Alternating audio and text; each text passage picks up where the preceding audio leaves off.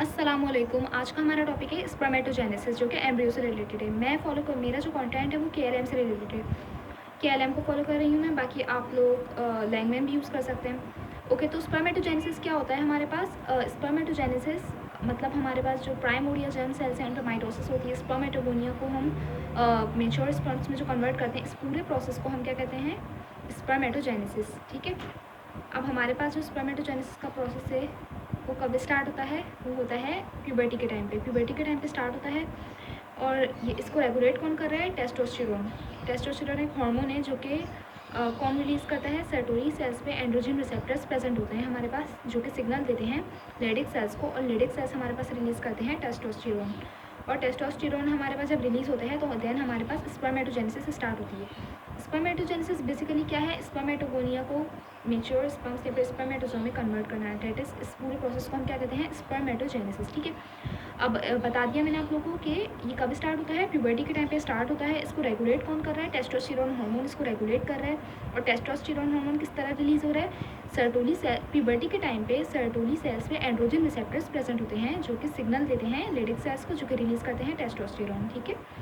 अब जो हमारे पास स्पर्मेटोगोनिया है, अगर स्टार्टिंग से मैं आप लोगों को बताऊं, सेकंड वीक में जो हमारे पास बाइलेमिनर डिस्क बनती है ना, उसमें जो हमारे पास एपीब्लास्ट होती है, एपीब्लास्ट पे हमारे पास प्राइमोडियल जर्म सेल्स अपेयर होते हैं सेकंड वीक में। देन वो जो प्राइमोडियल जर्म सेल्स होते हैं हमारे पास वो माइग्रेट कर जाते हैं यॉर्क सेप में फोर्थ वीक में, और फोर्थ वीक से फिफ्थ वीक तक वो माइग्रेट करके कहाँ चले जाते हैं हमारे पास?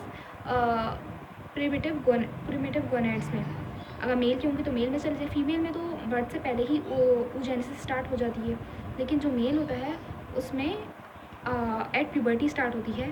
प्यूबर्टी के टाइम पे जो है प्राइमोडियल जर्म सेल्स होते हैं, उनमें माइटोसिस होती है, देन वो स्पर्मेटोगोनिया में कन्वर्ट होते हैं, देन स्पर्मेटोगोनिया पे फर्दर फिर से माइटोसिस होती है, वो प्रोलिफरेट करते हैं, एंड देन जो स्पर्मेटोगोनिया होते हैं वो किस में कन्वर्ट हो जाएंगे? Primary spermatocyte.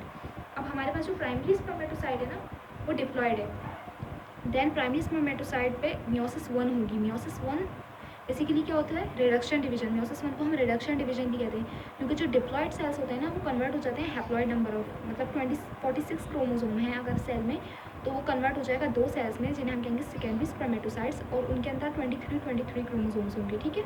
अब सेकेंडरी स्पर्मेटोसाइट्स पे मियोसिस 2 होगी, और मियोसिस 2 के नतीजे में क्या होगा? स्पर्मेटिड्स 4 स्पर्मेटिड्स में कन्वर्ट हो जाएंगे। सेकेंडरी स्पर्मेटोसाइट डिवाइड हो जाएंगे 4 स्पर्मेटिड्स में, जो कि हैप्लॉइड होंगे। देन स्पर्मेटिड्स स्पर्मेटोजोम में कन्वर्ट हो जाएंगे फाइनली। ये जो फाइनल स्टेप होता है ना हमारे पास, स्पर्मेटिड्स जो हैं वो मेच्योर होकर स्पर्मेटोजोम पे मेच्योर स्पर्म्स में कन्वर्ट होते हैं। इस स्टेप को हम कहते हैं स्पर्मियोजेनेसिस। वैसे तो ये प्राइमोडियल जर्म सेल पे माइटोसिस हुई और ये सारा प्रोसेस स्पर्मेटोजेनेसिस कहलाता है, लेकिन सिर्फ ये लास्ट वाला स्टेप, स्पर्मेटिड जो मेच्योर होकर स्पर्मेटोजोम में कन्वर्ट हुए हैं, इसे हम कहते हैं स्पर्मियोजेनेसिस। ठीक है। मैं एक दफ़ा दोबारा रिपीट कर देती हूँ। स्पर्मेटोजेनेसिस क्या है?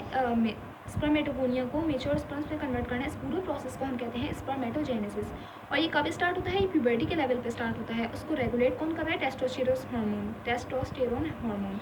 और ये हार्मोन कैसे रिलीज होता है? सर्टोरी सेल्स पे जो एंड्रोजन रिसेप्टर्स होते हैं वो सिग्नल देते हैं लेडिक सेल्स को, जो कि रिलीज करते हैं टेस्टोस्टेरोन। और टेस्टोस्टेरोन फर्दर क्या करवाता है हमारे पास? प्राइमोडियल जर्म सेल्स पे माइटोसिस करवाएगा, जो कि स्पर्मेटोगोनिया में कन्वर्ट हो जाएंगे। अच्छा, ये जो हमारे पास प्राइमोडियल जर्म सेल्स हैं, ये कहाँ स्टोर होते हैं? ये सेमिनिफेरस ट्यूब्यूल्स में ये स्टोर होते हैं। जो हमारे स्पर्मेटोगोनिया है ना, प्राइमोडियल जर्म सेल्स पे माइटोसिस हुई, स्पर्मेटोगोनिया में कन्वर्ट हो गए, देन फर्दर माइटोसिस हुई primary spermatocyte, then meiosis 1 secondary spermatocyte, meiosis 2 spermatids, और स्पर्मेटिड्स जो कि लास्ट स्टेप है ये, इसको हम स्पर्मियोजेनेसिस कहते हैं, जिसमें स्पर्मेटिड्स स्पर्मेटोजोआ में कन्वर्ट हो गए। ठीक है। अच्छा, अब जो हमारे पास मेच्योर स्पर्म्स बन गए हैं सेमिनिफेरस ट्यूब्यूल्स के अंदर, ये क्या होगा कि स्पर्म जो है ट्रांसपोर्ट हो जाएंगे सेमिनिफेरस ट्यूब्यूल्स से एपिडाइडिमस। एपिडाइडिमस क्या है? एक इलोंगेटेड कॉइल ट्यूब है, जहाँ पे स्पर्म्स ट्रांसपोर्ट कर दिए जाते हैं जब वो मेच्योर हो जाते हैं।